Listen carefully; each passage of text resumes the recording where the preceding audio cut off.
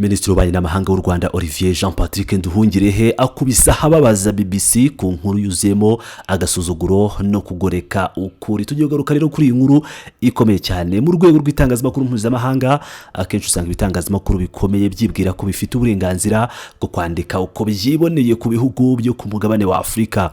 Iyo bigeze ku Rwanda, inkuru nyinshi zikunze kuzamo amarangamutima, kubogama ndetse n'imvugo zihishimo agasuzuguro no kwiyemera ku banyaburayi b'Abanyamerika.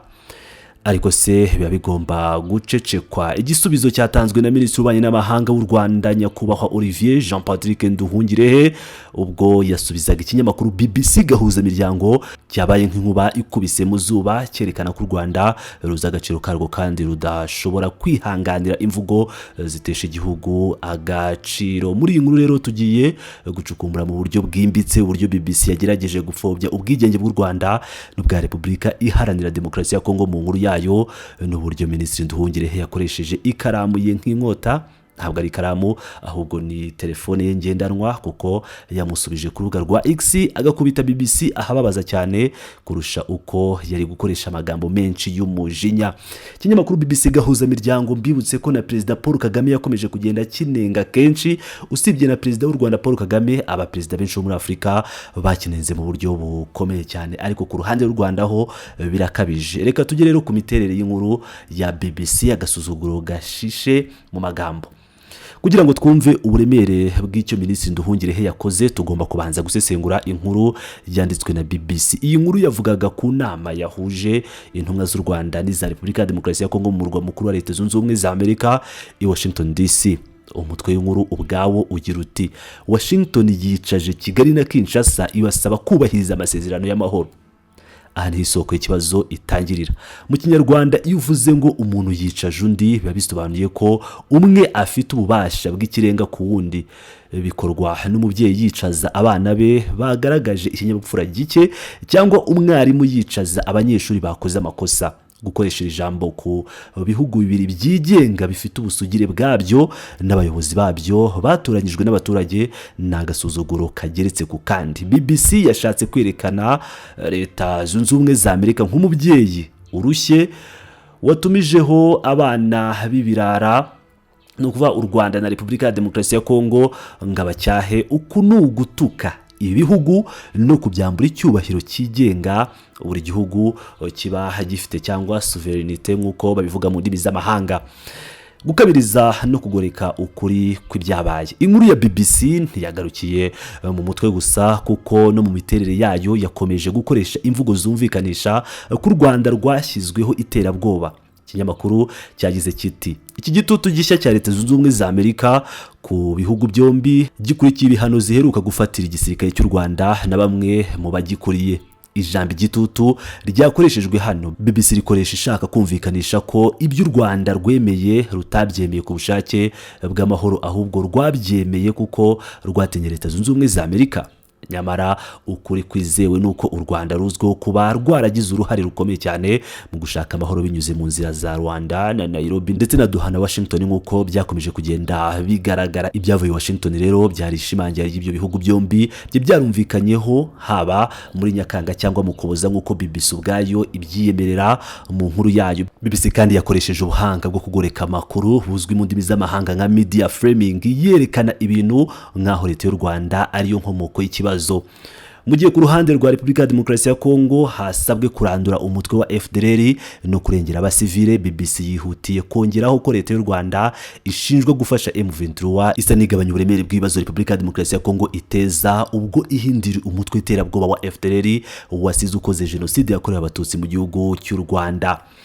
Noneho tujye ku gikuba cyahise gicika uko Minisitiri Nduhungirehe yakubisa ahababaza. Akimara kubona iyi nkuru nk'umudiplomate mukuru kandi uzwiho ubuhanga mu isesengura n'imikoreshereze y'indimi, Minisitiri Olivier Jean Patrick Nduhungirehe ntiyacecetse kandi ntiyajijinganyije. Yahise ajya ku rubuga rwa X yandika ubutumwa bugufi ariko bufite uburemere bwa toni igihumbi. Yagize ati: please BBC gahuza, mureke izi mvugo zisesereza kandi zandagaza ibihugu. Izi mvugo ntabwo zihesha icyubahiro umwuga wanyu w'itangazamakuru. Muri aya magambo make, Minisitiri Nduhungirehe yarakoze ibintu bitatu bikomeye cyane, ari nabyo byakubise BBC ahababaza.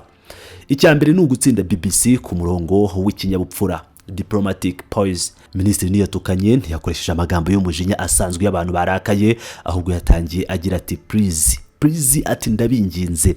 Iri jambo ryerekana ko u Rwanda ruri hejuru y'ubushyamirane budafututse. Gukoresha ikinyabupfura mu gusubiza umuntu wasuzuguye igihugu cyawe nibyo byica uwagukoshereje cyane, kuko bimwambura urwitwazo rwo kuvuga ngo dore nabo baradututse. Icya kabiri ni ugushyira hanze umugambi mubisha, imvugo zisesereza kandi zandagaza ibihugu. Mu gukoresha ijambo zisesereza ndetse zandagaza, minisitiri yavumbuye kandi ashyira ku mugaragaro imigambi ya BBC. Yabwiye abanyamakuru ba BBC ati twabatahuye, tuzi neza icyo mushaka gukora. Kwandagaza igihugu ni ukucyambura ishema ryacyo imbere y'amahanga. BBC yashaka kwereka abasomyi bayo ko u Rwanda na Repubulika ya Demokarasi ya Kongo ari nk'uduhugu duto tutagira ubwenge na buke, dukeneye gukubitwa ikiboko kugira ngo dukore ibyo tugomba gukora. Minisitiri yababwiye yeruye ko iyo mvugo idakwiye hagati y'ibihugu bifite ubusugire n'ubwigenge. Ubwigenge bw'u Rwanda ntabwo bwavuye kuri plateau y'abazungu, bwabonetse binyuze mu maraso no kwitanga kw'abana b'u Rwanda, bityo nta gitangazamakuru na kimwe gifite uburenganzira bwo kubwandagaza. Icya gatatu ni ugukubita BBC ku nsinsino zayo, umwuga w'itangazamakuru. Aha niho Minisitiri Nduhungirehe yakubise igitabo cy'abanyamakuru urushyi rwa rukuruzi. Yagize ati izi mvugo ntabwo zihesha icyubahiro umwuga wanyu w'itangazamakuru. Ku kinyamakuru nk'icyo cyo mu Bwongereza kiyemerera ko aricyo gicumbi cy'itangazamakuru ryigenga ridafite aho ribogamiye kandi ry'umwuga ku isi, kubwirwa n'umuyobozi w'igihugu cya Afurika ko ibyo bakora ari ugutesha agaciro umwuga no gukubitwa ahababaza. BBC ishaka kwerekana ko abanyamakuru bayo ari intiti, ari indashyikirwa. Ariko minisitiri yababwiye ijambo rikomeye: uburyo mukoresha mu nkuru zanyu ntibigira umwuga, ntibigira ubunyamwuga, birimo amatiku n'amatage gusa. Iyo ubwiye umunyamakuru wiyemera ko ibyo yanditse bitamuhesha icyubahiro nk'umunyamwuga, umukubise ku bwonko no kwishema rye, umwibukije ko aho kwigisha abandi demokarasi n'imikoranire akwiye kubanza gusubira mu ishuri ry'itangazamakuru, akiga uko bandika inkuru itabogamye kandi idatuka ubwigenge bw'abandi.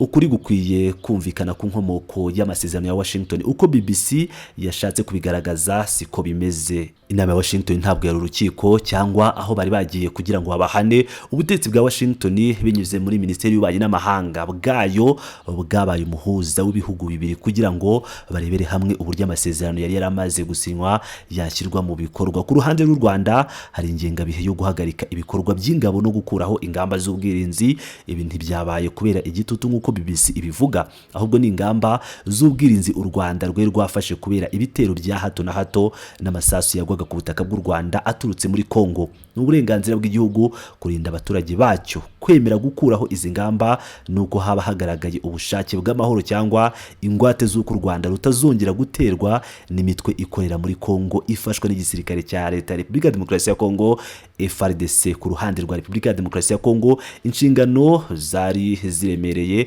hari ukurandura umutwe wa FDLR. Uyu si umutwe gusa wa politiki, ni umutwe ugizwe n'abasize bakoze jenoside yakorewe abatutsi mu 1994.